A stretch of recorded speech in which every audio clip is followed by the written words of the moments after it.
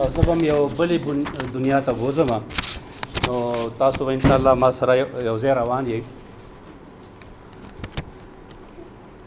راشه اجتمنده د بابا لمنه ونیسه، راشه که څه غواړې د داتا لمنه ونیسه، راشه که څاروي غواړې موږي دلته کې ټک وهه، راشه که روزي غواړې دانې په چچ کې پک وهه، دا زانګو به وزنګوې ترورې که زامن غواړې، دا کاڼې به ومږې که روغ رمټ بدن غواړې، دا بنارسۍ خو د ودونو ذمهواره ده، دا جارو د بد نظر د تور جادو د پاره ده، او دا اوبه قسم دی د زمزم غوندې تاثیر لري، او دا مالګې خو خدای ګو صفتونه د اکثر لري، نو سر د صادر لاندې که چې ویښ د قسمتونه شي، او تاوشه تې را تاوشه چې د ورک واړه غمونه شي، ورشه تور نشان ته د شړشمو ډیوه بله کا، ورشه تور نشان ته د شړشمو ډیوه بله کا، وکړه سلامي ویجاړه خونه دې بدله کړه،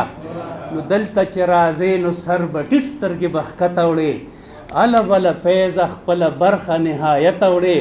نو ټیټ شه په څلوري شه په خپو کې ورته پرېوځه، او لاس په دعا پورته په ژړا په زارۍ کېوځه، نو راشه د بابا د خلیفه نه لاس نیوه وکړه، راشه د بابا د خلیفه نه لاس نیوه وکړه،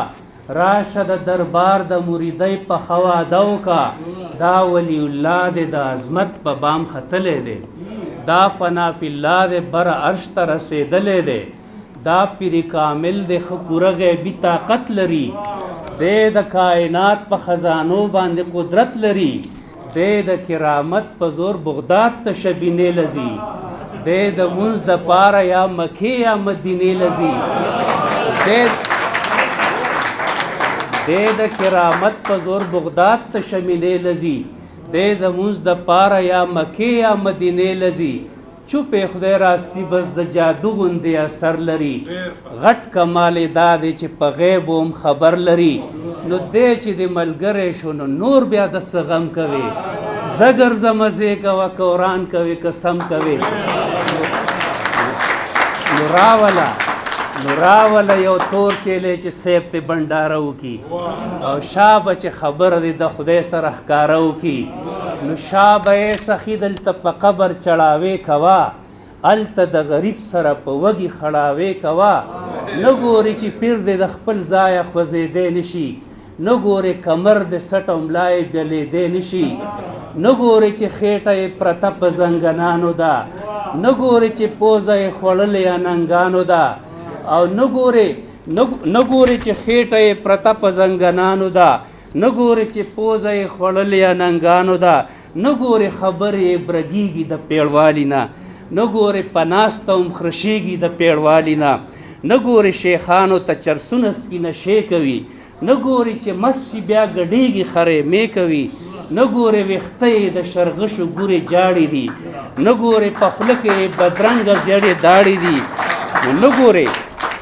دا څنګه ولیان دي خک تګونه یې شلېدلي دي، دا څنګه صوفیان دي پاخه پاترې یې نیولي دي، څومره په اسانه د بابا منجور وخوړې،